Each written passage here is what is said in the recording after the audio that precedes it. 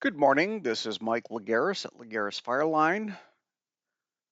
It's August 13th, 2025. Let's do a look back at some of the postings from last week. August 4th, posted some photos from the night before on Linwood Lane in Raleigh. House fire with engine 9, first on scene. Just a few blocks from the fire station, a heavy fire in a garage with extension to attic, and an equipment failure for yours truly. I use a extension cord from my external flash to my camera's hot shoe, and that had a short. So I spent a couple minutes trying to triage that, which delayed me getting the initial photos when I arrived on scene.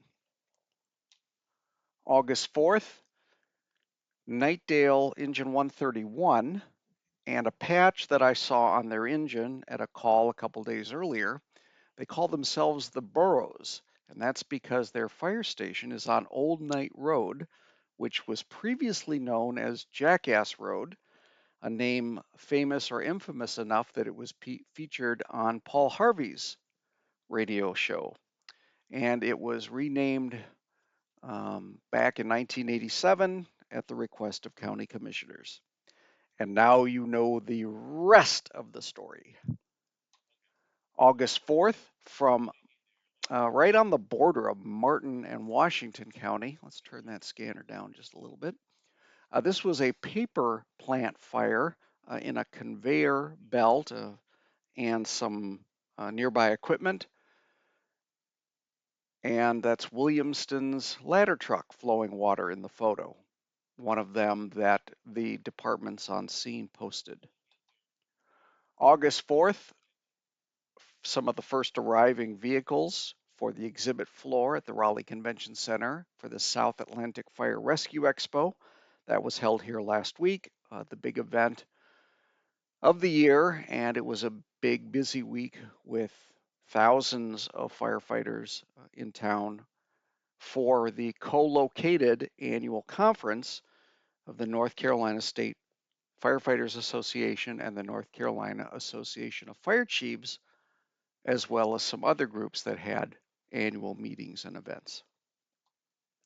August 4th, with a flashback to SAFE when the event was called the South Atlantic Fire Expo. This was 2005 at the Greensboro Convention Center.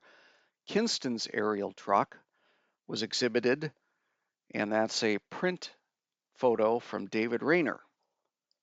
Kinston has or had a public safety department at the time.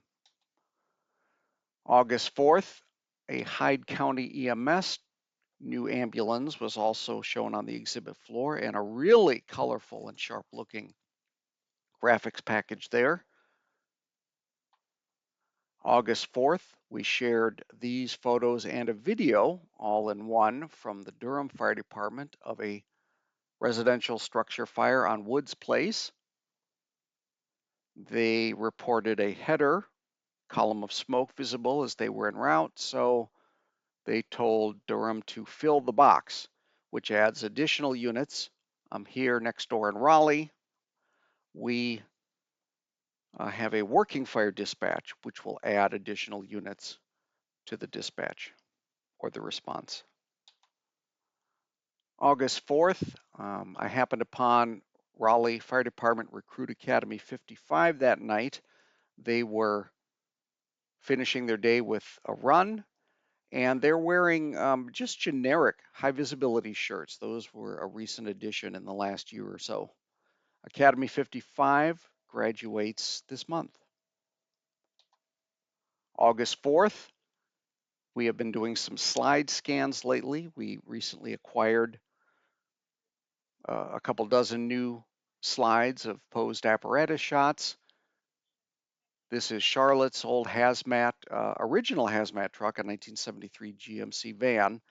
The slide quality, not as good. The color's a bit faded. August 5th, there was big news from Winston-Salem last week. First, the good news, they received an ISO Class 1 rating. The not so good news, City Council adopted a resolution that cut firefighters' sick time and vacation benefits. The city wanted to equalize all benefits across all city employees. August 5th, Camel City Fire Photos is a newly developing site from our friend Micah in Forsyth County, and that is the Forsyth County Fire Division's primary CFR truck, a nicely posed photo that he shared. August 5th, reporting from Raleigh, here's the new air trailer of the training division. Their formal name is the Professional Development Division. This was exhibited at the Fire Expo. August 5th from Gaston County with something you don't see every day, an aerial tower being used to assess a structure that suffered a foundation collapse. August 6th from Martin County and the Jamesville Fire Department, their E1 platform, which was new to them in recent months, suffered a fire inside the station. And our Facebook fire investigation team was all over this with a lot of comments and speculation. August 6th, now visiting the exhibit floor before the Fire Expo opened a few days later. This is New Hanover County's new Pierce Frontline mobile command post. Beautiful truck and with ghost graphics that we can reveal courtesy of our camera flash. August 6th, a flashback to the State Firefighters Association and the officers that were elected in August 1954. A picture from the Durham Herald-Sun at the time. The conference that year was held in Durham. August 6th, on the South Carolina fire front, another department with a new longer or a schedule with more time off for firefighters. Myrtle Beach adopting changing from 48 hours off to 72 hours off after a 24-hour shift. A lot of discussion on that one. August 6th, shared this photo from Onslow County and the nearly completed new Emergency Operations Center building. That's the building on the right.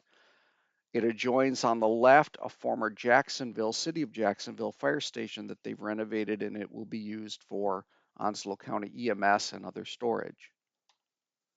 August 6th, some pictures of the outdoor training that was held for the South Atlantic Fire Rescue Expo at the Raleigh Fire Department Training Center, a couple different classes, and it was raining cats and dogs that day, friend. Among those sessions was one conducted by Carl Hamlin, rescue captain in Durham, and the man. August 7th, donkey basketball. Couple views from Nightdale and Cary back in the day. And what's really neat is a current Nightdale firefighter was able to see this and go, hey, that's my dad, in the picture on the left. August 7th, something you don't see every day from Virginia Beach, Virginia, which is a bona fide rope rescue for someone stuck in an elevator. August 7th, a beautiful old Corbett Orin engine from Wilmington, North Carolina. This is a picture from the late Wayne Greer. This is a harder rig to find in a posed photo, and there are only a couple of these that served around our state. August 8th, now on the exhibit floor again at Safer, showing some of the different different variations of colors that we saw on the show floor. August 8th, and our peeps. Of course, we love to take pictures of people, and here are some of our friends that we caught for close-ups and other candid views. August 8th, a view from a couple weeks earlier of New Raleigh Fire Department Fire Station 3. It's being relocated to Rock Quarry Road. August 9th, another view from the exhibit floor at Safer. This one was a bit of a scavenger hunt for our readers. We took some close views of some of the apparatus and let folks see if they recognized them or wanted to go find them. August 9th, a montage of rescue and ambulance vehicles from Atlantic Beach down at the coast in Carteret County. That's where I went to high school, so I have an affinity for that area. Still looking for more pictures. The best of the bunch, of course, is the one in the upper left of an ambulance with a lot of warning lights. August 9th, more Carteret County. We happened upon pictures, these really vibrant color photos of the old Morehead City Rescue Squad. Decades later, it would merge with the city and then merge with the fire department. August 10th, last week was the anniversary of the gas explosion and fire on Market Street back in 1987 that injured numerous firefighters and other workers, including fatally injuring Assistant Fire Chief Harold Sandlin. We've done a deep dive as well as found a really neat diagram from the newspaper that we added some color annotations. Along the bottom are screen grabs from news archive footage from the incident. August 10th, a neat then and now photo of Serecta from Duplin County. We recently acquired a slide from one of their older trucks, and then there is one of their newest trucks, maybe the newest, as seen when it was leaving the convention center after the expo on Saturday.